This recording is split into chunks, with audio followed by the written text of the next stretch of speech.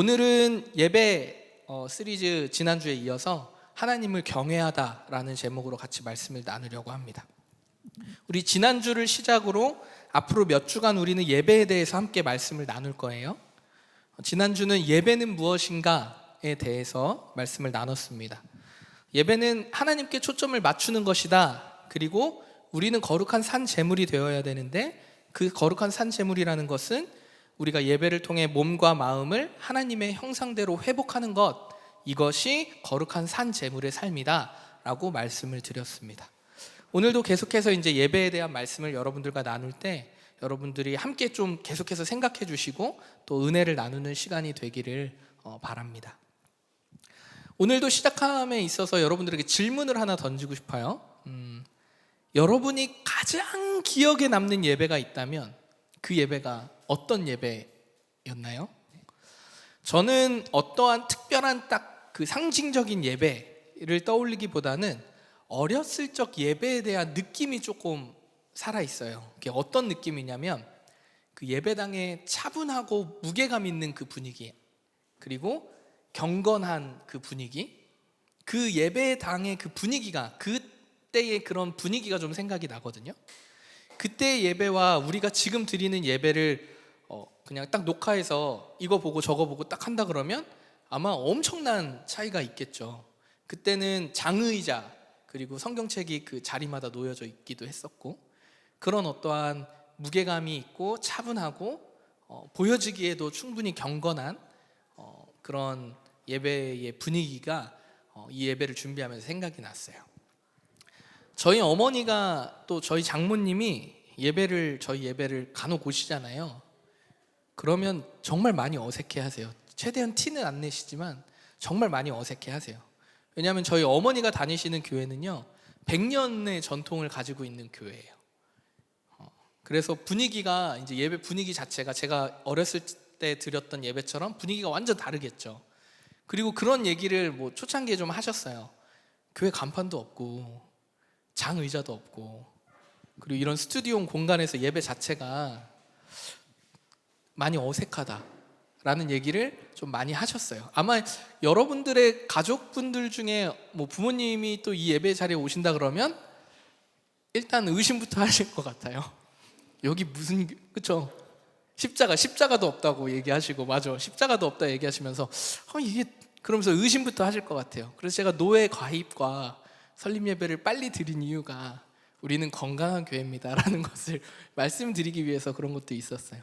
어찌되었건 예배 드리는 분위기, 뭐 현장, 공간, 뭐 이 여러 가지 요소들이 이 예배를 느끼는 것에 좀 다르다는 거죠.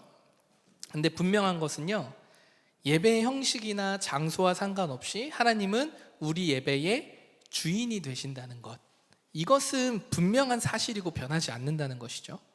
우리의 목적은 하나님을 예배하는 것이고 하나님 안에 거하는 것이고 하나님의 형상대로 지음을 받았기 때문에 하나님의 형상대로 회복을 하는 그 시간을 확인하는 시간이 예배라는 것이죠.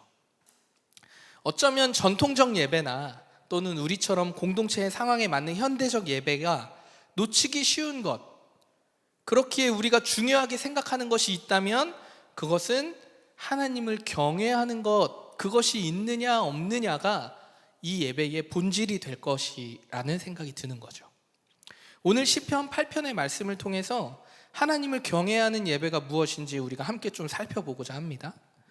먼저 앞서 우리는 자녀들도 함께 예배를 드리고 있기 때문에 또 신앙생활을 이제 시작하시는 분들도 계시기 때문에 시편에 대해서 좀 간략하게 좀 배경을 설명해 드리려고 해요. 아주 간단하게. 시편은요, 현악기 반주와 함께 불리는 노래라는 헬라어의 단어로부터 유래한 제목이 시편이에요. 그러니까 시이기도 하면서 노래이기도 하다는 얘기죠. 시편은 우리가 제목에서 알 수 있듯이 역사의 이야기를 서술하는 것은 아니죠. 시나 노래, 특별히 그래서 되게 감각적이에요. 그래서 이해하기 어려운 부분도 사실 되게 많고요. 그래서 시편은 매우 개인적인 내용들이 담겨 있어요. 이게 무슨 얘기냐면 개별의 이야기가 150편이 모인 것이 시, 그것의 노래라고 볼 수 있다는 거예요. 그래서 우리가 시편을 얘기할 때 뭐 시편 1장이라고 하지 않죠. 시편 1편이라고 하죠. 그 이유가 뭐냐면 장은 이제 단락 구절로 이어지는 장면이라면 시편은 그렇지 않아요. 물론 신학적으로 구조적으로 따지면 크게 5권으로 나뉘기는 하지만 실제적으로는 개별적인 시편이라고 볼 수 있는 거죠. 이해되시죠? 그래서 우리가 잘 알고 있는 다윗 왕, 다윗, 골리앗과 싸운 다윗 잘 아시죠? 이 다윗이 이 시편의 거의 반에 해당하는, 반보다 조금 부족한 정도의 분량을 시편으로 작성하셨어요. 그렇죠? 우리 다윗 왕님께서 작성하셨어요. 그 외에도 솔로몬 또는 제사장, 그리고 우리가 누군지 모르는 무명의 사람들도 시편의 저자로 등록이 되어 있습니다. 등록? 네, 우리가 성경으로 보고 있죠. 예. 너무 현대적으로 쉽게 얘기하려다 보니까 말이 자꾸. 네. 이렇게 시편은 여러 종류의 형태로 쓰여졌지만 공통적인 주제가 있어요. 시편의 주제가 있는데요. 그게 무엇이냐면 예배라는 거예요. 이거 좀 풀어서 얘기해 볼게요. 하나님께서 어떠한 분인가, 무슨 일을 해오셨는가, 그리고 무슨 일을 하실 것인가, 이것들을 통해서 하나님께서는 찬양받으시기에 합당하신 분이고 선하시고 언제나 변함없으시고 영원하시다라는 것을 총체적으로 설명해 놓은, 그 예배의 삶에 대해 설명해 놓은 곳이 바로 시편 말씀이라는 것입니다. 특별히 이 메시지들을 시의 노래로 전달하고 있죠. 오늘 우리가 살펴볼 시편 8편의 말씀도요, 다윗이 지은 찬양시라고 얘기하고 있어요. 우리가 나중에 제가 또 시편을 나눌 기회가 있으면 얘기하겠지만 탄원시, 찬양시, 공동체 감사시, 이런 시의 종류들이 있거든요. 근데 오늘은 이 8편은 다윗이 지은 찬양시라고 불리는 시편이라는 거죠. 하나님의 영광에 대해서 찬양하고 있습니다. 우리가 말씀을 읽어서 알겠지만 하나님을 경외함에 있어서 다윗이 하나님을 경외함에 대한 표현을 아주 잘 설명한 본문이 오늘 시편 8편 말씀이라는 겁니다. 오늘 다윗 왕은요, 본문 앞과 1절과 끝절인 9절에 이렇게 얘기하고 있어요. 여호와 우리 주여, 주의 이름이 온 땅에 어찌 그리 아름다운지요 라고 얘기하고 있습니다. 여호와라는 뜻은요, 구약의 이스라엘 백성과 하나님 사이에 맺은 언약의 백성들이 불리우는 하나님의 이름이에요. 이 얘기는 무슨 얘기냐면 하나님의 이름을 이제 모르는 사람이 없다는 얘기예요. 구약의 이스라엘 백성들에게는 하나님을 다 안다는 얘기예요. 온 세계에 하나님의 이름이 빛나고 있다, 이 얘기를 지금 다윗은 찬양하고 있는 거예요. 다윗이 하나님의 이름을 높여드리고 찬양하는 데에는 이유가 있습니다. 오늘 본문에 그 설명을 하고 있는데요, 우리가 찬양으로도 고백했듯이 하나님께서 만드신 하늘, 그리고 달과 별을 보고 또 모든 만물을 지으심을 보니까 그 경이로움을 말로 다 할 수 없다라고 오늘 본문에 얘기하고 있어요. 다윗은요, 위대한 왕이에요.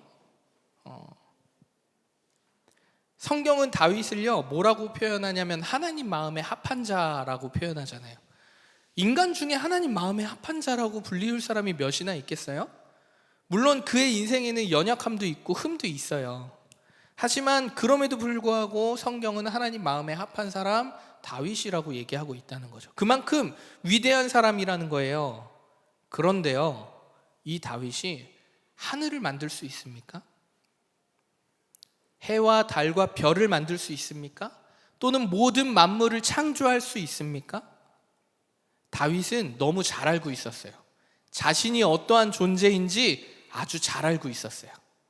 그렇기 때문에 오늘 하나님의 경이로움에 감동이 되어서 찬양을 하는 거예요.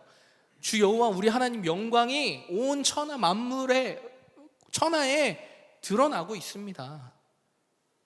그러니 이 만물도 얼마나 아름다운지요, 이렇게 다윗은 고백하고 있는 거죠. 이 하나님의 경이로움, 이 경이로움에 대한 고백이 우리 성도들과 저의 고백이 되어지길 간절히 소망합니다. 또 우리의 삶에 끊임없이 이 하나님의 경외하는 우리의 삶의 태도와 모습들이 우리 삶에 드러나기를 간절히 소망합니다. 이 우리의 고백과 믿음의 갈망함과는 다르게 너무 안타깝게도요, 너무 아쉽게도요, 우리는 다윗처럼 하나님께서 우리의 창조주여 주인이시고 우리와 영원히 함께 하시며 돌보신다는 것 모르나요? 잘 알죠. 잘 알지만 늘 경험되어지는 것은 아니라는 것이 너무 안타깝고 힘든 일이에요. 어쩌면 우리의 삶에서 하나님의 경이로움에 대해 무감각해져 가고 있는 것은 아닌가 생각이 들어요. 그리고 때때로 이것이 우리의 예배에 그대로 스며들어 온 것은 아닐까 생각이 들어요. 한 예를 들어볼게요. 오늘 다윗의 이 고백이 와닿으십니까?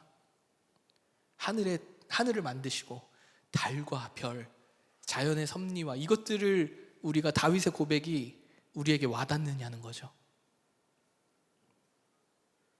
저부터가 막 크게 와닿지 않아요. 또 성경에서 말하는 하나님만 하실 수 있는 놀라운 일, 구약에서는 수많은 이스라엘 백성의 역사를 통해서 나타나고 있지만 신약에서는 예수님을 통해 그 엄청난 놀라운 하나님의 그 경외할 만한 그 놀라운 일들이 드러나고 있는데 그것에 우리의 반응이 어떠냐는 거죠. 무감각해져 가고 있다는 것입니다. 성경은 수많은 하나님의 일들과 하나님이 어떠한 분인지에 대해서 계속 끊임없이 얘기하고 있거든요. 근데 그것이 우리 믿음을 가졌지만 이 시대를 살아가는 우리의 믿음의 현장의 삶에서는 잘 연결되지 않는다는 거예요. 어쩌면 우리가 드리는 수많은 예배에 좋은 환경, 좋은 분위기, 또 공동체의 상황에 맞는 좋은 형식들, 그런 문화들이 필요하겠지만 사실 반드시 필요한 것이 있다면 그것은 하나님을 경외하는 마음이 아닐까 생각이 된다는 것입니다. 우리가 늘 하나님을 경외하면 좋겠지만 그렇지 못해요. 그럼에도 다윗의 이 고백처럼 하나님의 경이로움에 감동하거나 감탄할 때가 있죠, 우리도. 근데 그래서 뭐가 있을까요? 여러 가지를 생각해 봤거든요. 그 첫 번째가 언제 하나님의 경이로움에 진짜 하나님 대박이다, 하나님 진짜 살아계셔 라고 느낄 때가 언제냐면 제일 첫 번째가요, 자연의 아름다움을 볼 때예요.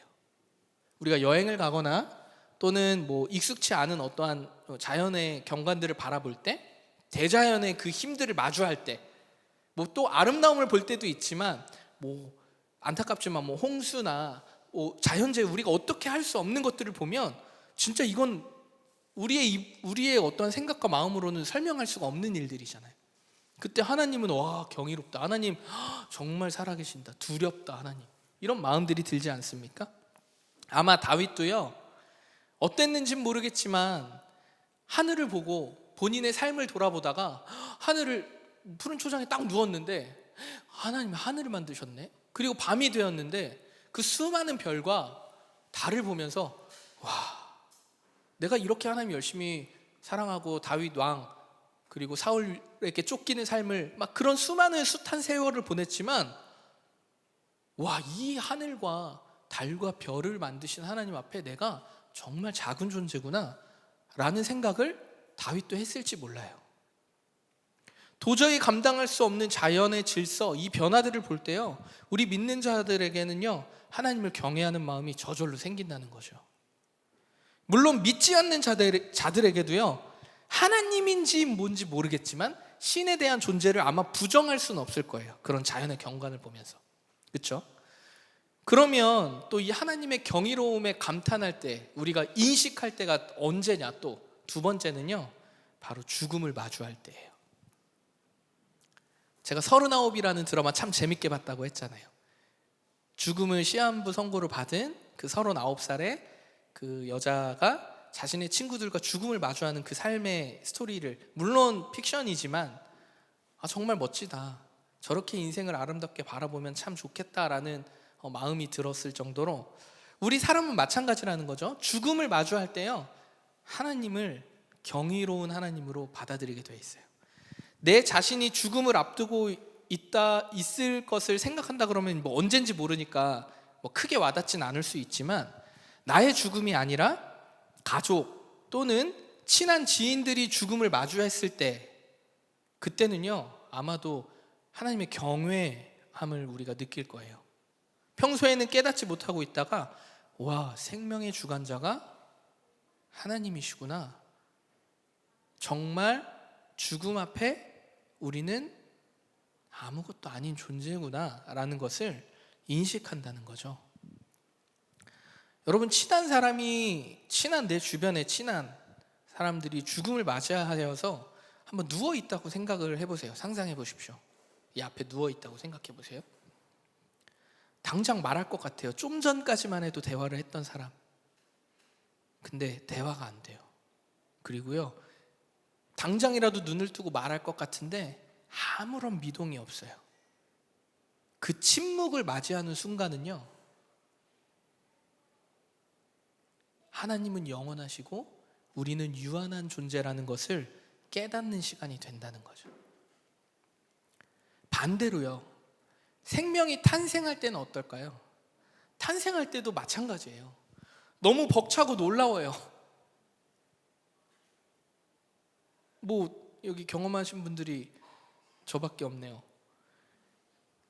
그렇다 할지라도 생명이 탄생할 때는요, 도대체 나랑 똑같이 생긴 아이가 어떻게 저렇게 자랐을까? 라는 생각을, 본인은 싫어할 수 있지만, 그럼 되게 때때로 감동적이에요. 태어났을 때 말도 못하고요. 그런데요, 생명의 탄생은요, 살다 보면 자꾸 하나님의 경이로움에서 멀어지더라고요. 잊을 때도 있어. 다른 의미에서 그래서 가정에서 신앙교육이 매우 중요해요. 하나님을 인식하는 모습을 부모가 먼저 보여주고 느끼게 해주고 같이 경험하지 않으면요, 자녀의 인생도 동일하게, 만약 그런 모습을 보이면 자녀의 인생도 동일하게 24시간까지는 아니어도 때때로 힘들거나 고난이 찾아올 때 하나님을 찾아간다는 거죠. 그래서 신앙교육이 매우 중요합니다. 예배의 삶이 정말 중요해요. 좀 돌아와서, 그러면 세 번째, 하나님을 경외하는 마음이 언제 생기는가? 언제 인식하게 되는가? 제가 생각했을 때 여러 가지가 또 있을 수 있겠지만, 제가 생각했을 때 마지막 세 번째가 무엇이었냐면 바로 예배라는 거죠. 우리의 공동체 예배를 비롯한 삶의 모든 순간순간의 예배를 통해서 하나님을 경외하는 마음을 우리가 갖게 된다는 거예요. 하나님은 어떠한 분이다. 전지전능하시고 진리요 길이요 생명이 되시고 사랑이 많으시고 선하심이 영원하시며 변함이 없으신 분이다. 이것을 깨닫는 그 순간이 경외함인데요, 그것은 예배를 통해서 경험되어진다는 것이죠. 더 나아가서요, 그 경외함이 딱 우리에게 맞아 떨어지는 그 순간에 말씀이 선포되고요, 그 말씀이 내 인생의 여정에 이루어져 감을 말씀을 통해 보는 거예요. 내 여정에, 내 인생에. 그리고 그 감격과 기쁨을 통해서 내가 누리고 이것을 또 내 삶에서 흘려보내는 거예요. 이것을 뭐라고 하냐면요, 하나님의 영광이 된다고 얘기하는 겁니다. 이것이 예배를 통한 하나님을 경외하는 것이라고 얘기하는 거예요. 예배가요, 우리에게 주어진 시간을 비워서 하나님을 생각하는 정도의 수준이 아니에요. 물론 이런 노력도 필요하겠죠.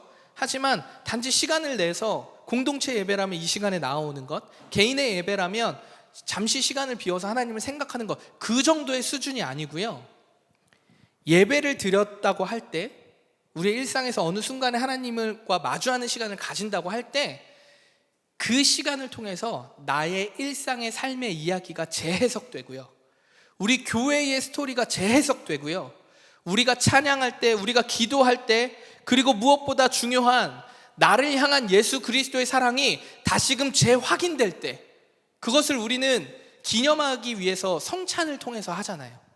그 성찬의 시간을 통해서 연결되지 않잖아요.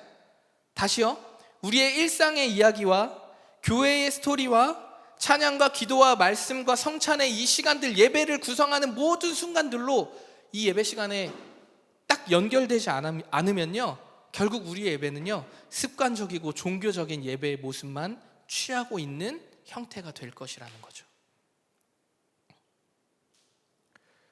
그런데 이렇게 개념으로는 잘 설명했어요. 개념으로는. 근데 우리 일상에서 하나님을 경외하는 것이 구체적으로 어떤 것인가, 이것을 표현을 해보려고 했거든요, 실제로. 근데 잘 모르겠더라고요. 이걸 어떻게 표현하면 잘 알 수 있을까? 우리 성도들이 더 잘 이해할 수 있을까? 이것이 하나님을 경외한다는 것이 그저 마음의 풍성함인가? 아니면 내가 그동안 기도했던 기도 제목들이 이루어지는 것이, 이것을 깨닫는 것이 하나님을 경외함인가? 도대체 하나님을 경외하는 것이 무엇인가? 이것을 잘 설명해 보려고 했는데 좀 한 예가 좀 생각이 났어요. 우리 공동체에 있었던 일들이에요. 아마 이 얘기를 들으면 여러분이 조금 더 이해하기가 쉬울 것 같아요. 저희가 3월 넘어가면서 3월 중반 이후부터 아마 4월까지 코로나가 막 이렇게 늘어나면서 우리가 아마 줌으로 예배를 드렸을 거예요. 그래서 우리가 줌으로 드릴 때 말씀 안에 거하기를 정말 많이 했죠. 그때 이 말씀 안에 거하기가 우리가 뭐 11월부터 했지만 정말 처음에는 정말 되게 이렇게 어려웠죠. 어색하기도 하고 이게 맞나 이런 생각도 들기도. 근데 그날이 기억나요. 몇째 주인지는 기억이 안 나지만 그때의 예배가 저에게는 기억이 나는데요. 그때 그 분위기, 그 상황들이 다 기억에 남는데 어떤 한 이제 나눔을 시작했어요. 각자 나눔을 하고 이제 우리 전체로 모여서 화면을 보고 말씀을 나누는데 한 자매가 그런 얘기를 했어요. 좀 많이 놀랐다. 같은 본문의 말씀을 가지고 나누는데 서로가 다른 이야기를 하는 것 같은데 같은 이야기 같고, 그리고 이 나눔의 풍성함이 누려지는 게 되게 놀랍다. 그래 되게 신선하다. 새롭다. 이 본문 말씀을 몇 번을, 또 같은 본문을 몇 번을 보는데도 좀 신선하다. 그 얘기를 한 자매가 나눴는데 그 얘기를 듣고 계속해서 다른 사람들의 나눔도 비슷한 나눔들을 계속하는 그 때를 제가 기억이 나요. 그래서 우리 말씀 안에 거하기 해도 괜찮구나라고 제가 생각을 했었거든요. 여러분, 이게 하나님을 경외함이에요. 이걸 제가 풀어서 좀 설명을 해볼게요. 보이진 않아요. 하나님을 경외함이 손으로 잡을 수 있는 것도 아니야. 이렇게 좋은 환경, 분위기, 조명, 환경들로 손에 막 이렇게 딱 변화되는 것이 손에 잡히는 건 아니야. 근데 무언가 하나가, 영적으로 하나가 탁 됐다라는 느낌이 내 마음속에 툭 터치되는 느낌이 딱 있어요. 그래서 오늘 예배 가운데 뭔가 특별한 걸 하지 않았는데 내 마음이 평안하네. 저 사람의 말씀이, 누군가의 나눔이 기억이 나네. 맞아, 나도 그랬지. 공감하고 끄떡거릴 수 있는 그 순간, 이것이 바로 하나님을 경외함이에요. 내가 할 수 있나요? 내가 의도적으로 만들어낸 게 아니죠. 성령께서 그 시간에 우리와 동행하셔서 우리 각자에게 하나님이 주신 마음을 하나 되게 하신 시간, 그것을 우리는 경외함이라고 할 수 있는 거죠. 하나님만 하실 수 있는 일들입니다. 그래서 저는 그날 하나님이 함께 하셨다라는 생각이, 평소에도 있었다 없었다 이렇게 얘기하면 또 여러분들에게 좀 그렇지만 제가 분별을 못할 때도 있죠. 그렇죠?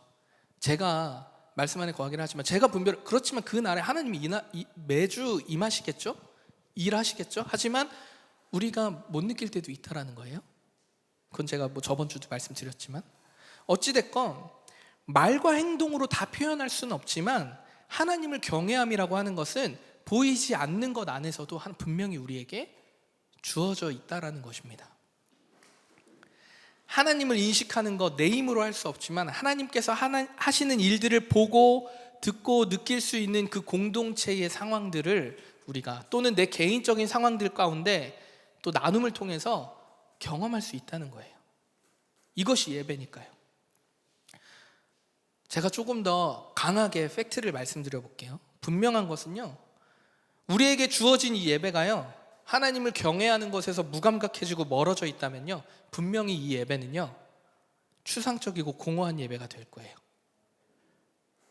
내가 그러니까 우리 예배가 그렇다 이 얘기가 아니라, 나의 예배가 추상적이고 공허한 예배로 끝날 가능성이 매우 높아요. 우리의 예배가 그렇다는 게 아니고. 성경은 끊임없이요, 성경의 이야기를 통해서 우리에게 하나님을 경외함을 마주할 수 있도록 풍성한 양식들을 우리에게 제공하고 있어요. 그렇죠? 성경은. 그래서 뭐 이스라엘의 역사부터 시작해서 한 예수 그리스도의 일하심을 통해서 또 12제자들, 뭐 혈루병 여인, 야이로 회당장의 딸, 뭐 등등.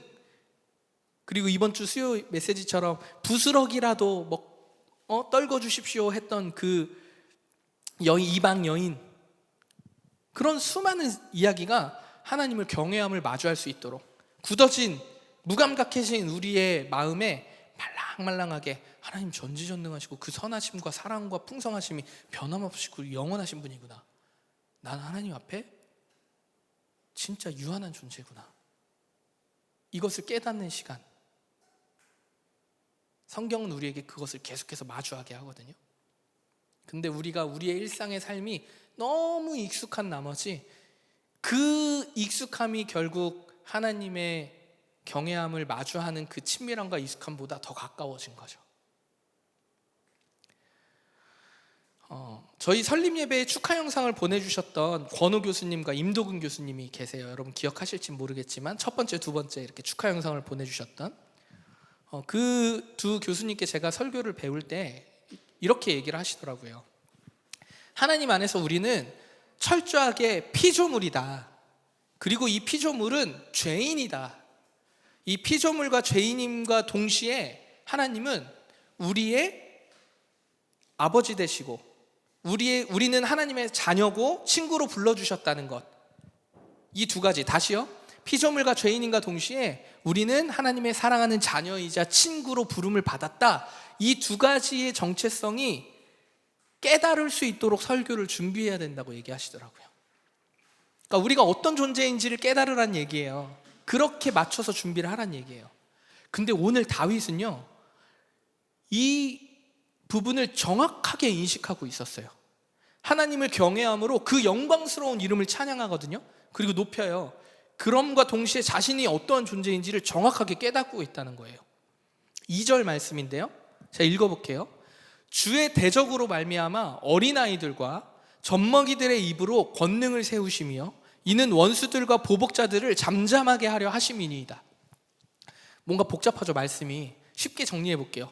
어린아이와 젖먹이와 같이 이 연약한 아이의 입을 통해서도 원수들을 잠잠케 하신대요.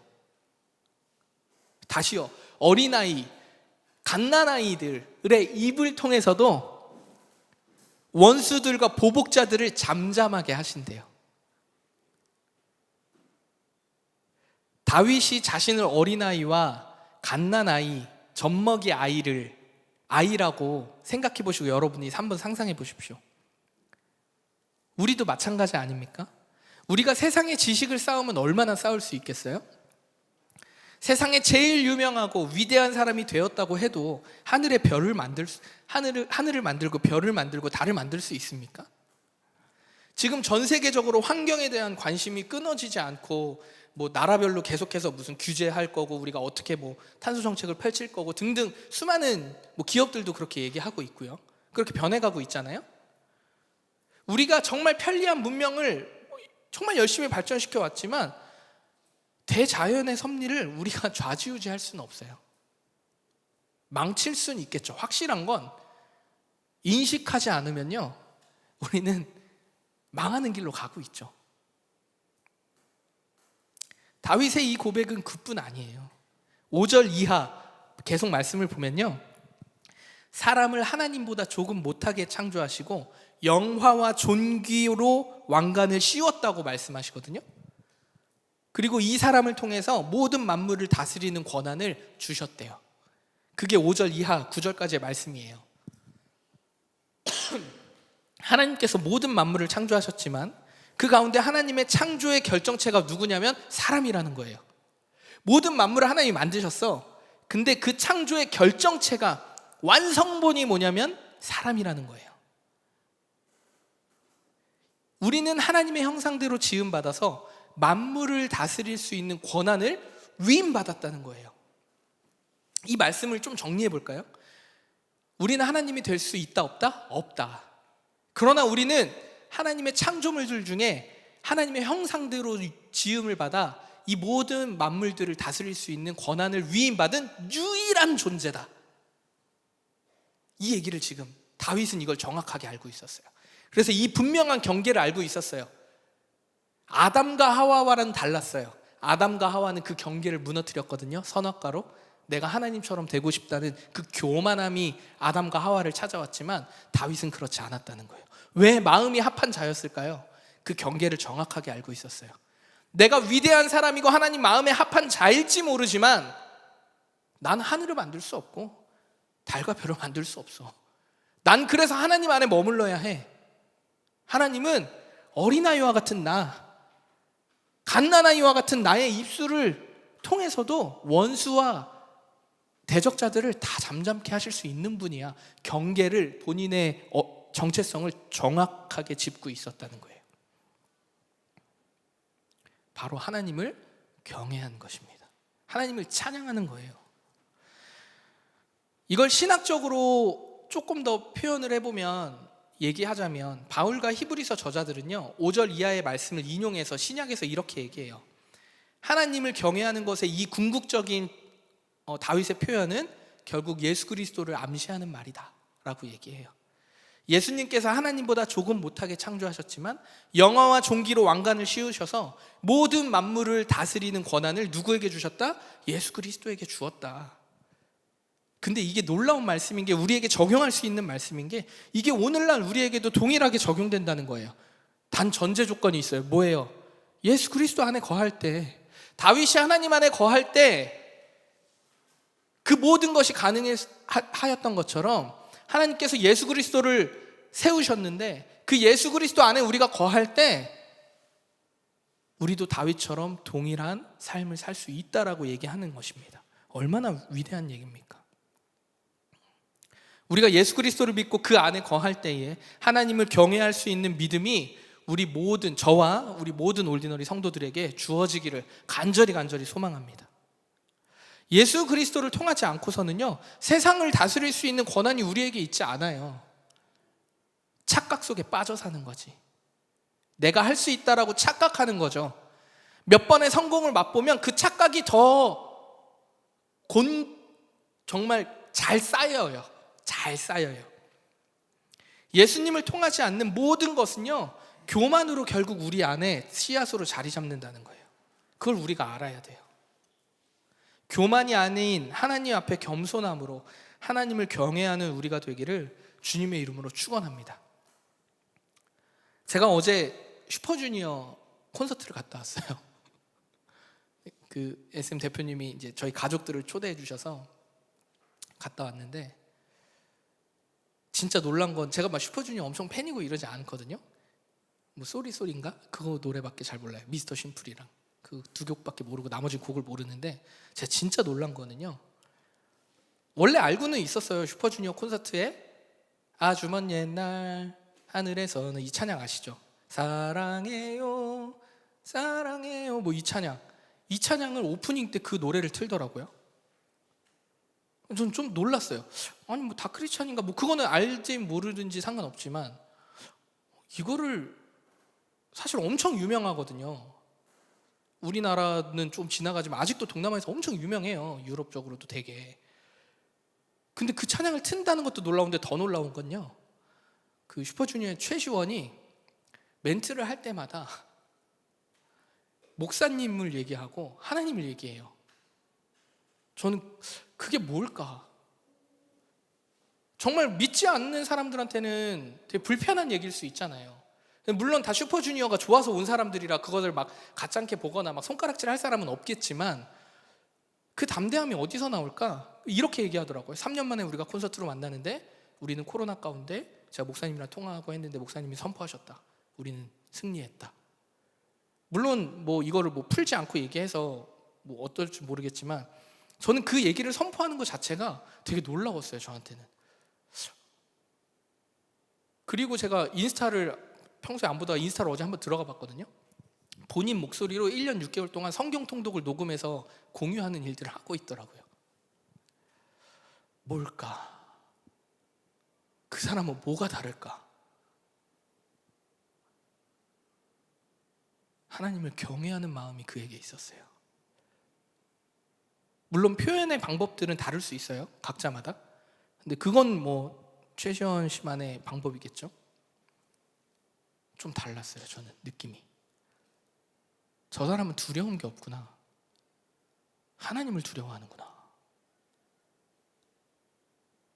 말씀의 결론을 좀 맺을까 해요.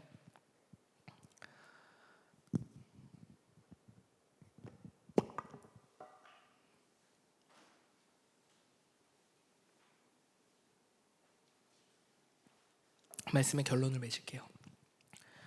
우리의 예배와 일상에서요, 하나님을 경외하는 삶을 위해서는요, 우리가 어떻게 해야 할까요? 이게 사실 이제 적용의 문제가 제일 어렵잖아요.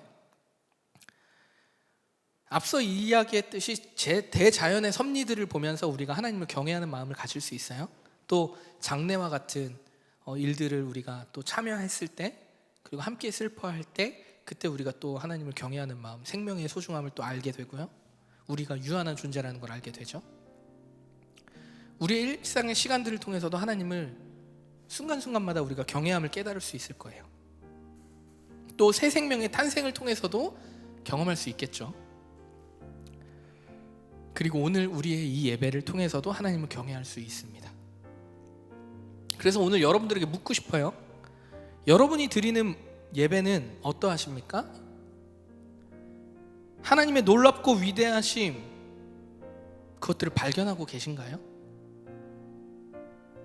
하나님을 경외하는 예배, 하나님의 경외하는 마음이 날선건처럼 예리하게 우리의 일상과 공동체 예배에 끊임없이 경험되어지고 있습니까? 우리의 삶이 또 그것들을 갈망하고는 있습니까? 우리의 삶이 하나님의 길을 따라가는 위대한 여정이 되기를 간절히 소망합니다. 하나님을 경외하는 예배의 회복을 위해서는요, 우리가 무엇을 해야 합니까? 먼저는요, 저를 비롯해서 우리 공동체가요, 상호관계라고 하죠. 상호작용. 이 상호관계, 상호작용과 같은 예배 안에서의 비언어적인 대화들, 그리고 이 행위가 어쩌면 그것은 문화라고 할 수도 있겠네요. 이것들이 먼저 회복이 돼야 돼요. 보여지는 예배의 요소들 있잖아요. 공간의 분위기, 우리의 시각들, 찬양, 기도, 말씀, 성찬 중요해요. 하지만 이것에만 집중할 것이 아니고요, 공동체 안에 보이지 않는 비언어적인 문화들을 우리가 세워가는 것에도 애쓰지 않으면요, 그냥 왔다 가는 것. 우리의 스토리가, 너와 나의 스토리가, 우리의 스토리가 연결되지 않으면요, 그리고 공동체를 통해서 해석되지 않으면요, 결국 나 혼자 살아가는 거예요. 나 혼자 열심히 하나님 믿고 예배하고 살아가는 거예요. 아니, 목사님 그것마저도 나쁘지 않잖아요. 맞아요, 나쁘지 않아요. 하지만 분명한 것은 하나님께서는 공동체를 통해 일하시거든요. 그래서 교회를 세우셨어요. 안 그랬으면 예수님 혼자 다 하셨겠죠. 12제자를 왜 세웠으며, 사도행전 1장 8절의 말씀처럼 온 예루살렘과 사마리아와 땅끝까지 이르러, 온 유대와 사마리아 땅끝까지 이르러 내 증인이 되라는 말씀을 왜 하셨겠어요? 왜 내 제자를, 내 양을 먹이라고 얘기하셨겠습니까? 교회의 인식을 바꾸십시오. 교회는 공동체예요. 건물이 아닙니다. 건물은 이 공동체가 조금 더 하나님을 경외하기에 조금 더 좋은 문화와 환경을 만들기 위해 필요한 공간적인 것으로 활용될 수 있지만, 교회가 건물은 아니잖아요. 알고 있지만 조금 더 깊게 생각하셔야 돼요. 그래서 나에게 공동체란 무엇인지를 물으셔야 돼요. 우리가 교회 공동체만을 저는 얘기하는 게 아닙니다. 여러분들 삶에서 관계 맺고 있는 관계의 공동체가 어떻게 거룩해질 수 있냐는 거예요. 어떻게 그 스토리를 엮을 수 있냐는 거예요. 그래서 그 스토리를 통해서 하나님이 무엇을 하고 계시는지 물어야 되잖아요. 교회 따로, 교회 공동체 따로, 회사 따로, 가정 따로 아니에요, 여러분. 제가 이런 얘기 하기 참 부끄러운데, 저는 밖에 나가면 목사라고 얘기하는 게 되게 불편해요. 솔직히 얘기하면. 왜냐하면 목사라는 이름이 딱 들어가는 순간 목사에 대한 편견과 프레임이 싹 씌워져요, 상대방이. 제가 옆집이랑 너무 친하게 지내고 싶었거든요. 그냥 주민으로 막 이렇게 잘 지내다가 교회 다니시나 봐요. 뭐 이렇게 어떻게 하다가 예. 근데 그 거짓말은 할 수 없으니까 교회 다니시나 봐요. 예. 목사입니다. 그 순간 뭔지 모를 비언어적인 거리감이 생겨. 투명한 막이 마치 보호막처럼 쥐잉. 왜일까요? 난 우리 교회 오라고 얘기할 것도 아닌데. 그게 지금 한국 사회에 가지고 있는 기독교를 바라보고 있는 시선이잖아요. 여러분, 비언어적인 우리의 삶의 모습들, 우리 공동체 안의 대화의 문화들이 살아나야 돼요. 그것이 하나님을 경외하는 예배의 회복이라는 것입니다. 저는 그렇게 믿습니다. 그리고요, 또 예배의 회복을 위해서 우리가 무엇 해야 되냐면요, 개인적인 삶에서 무엇을 해야 되냐면 하나님을 인식하기 위한 시간을 내시고 투자하셔야 돼요. 남는 시간에, 여러분 너무 미안한 얘기지만 절대 못합니다. 일주일의 스케줄, 하루 스케줄 안에 본인이 정해서 시간을 적어 놔야 돼요. 절대 못합니다. 남는 시간에 하겠다. 남는 시간에 쉬고 싶죠. 남는 시간에 웃고 싶어서 예능을 봅니다. 남는 시간에 복잡한 생각을 하고 싶지 않고 깊은 생각, 성찰을 하고 싶지 않기 때문에 쉽고 편안한 것들을 찾게 돼 있습니다. 하나님을 인식하기 위해 경외하는 예배의 회복을 위해서는 나의 시간을 투자해야 돼요. 먼저 선점해야 합니다. 그리고 나만의 하나님을 인식하는 방법을 찾아야 돼요. 그 시간을 투자했어. 근데 그것이 무조건 성경을 읽고 기도를 하고 이 시간만이 예배의 시간들이 아니라는 거예요. 잠잠히 하루를 돌아보고 나의 감정을 한번 써보고, 그리고 나의 한 주 가운데 나를 가장 불편하게 했던 거, 나를 가장 기쁘게 했던 거, 나를 알아가는 것도 하나님을 경외하는 예배의 회복의 시작일 수 있다는 거예요. 계속 말씀드리잖아요, 여러분들에게. 또 하나는 무엇이냐면 피곤한 몸은 잠을 자야 돼요. 그게 예배의 회복입니다. 피곤한데 왜 더 피곤하게 만드냐고.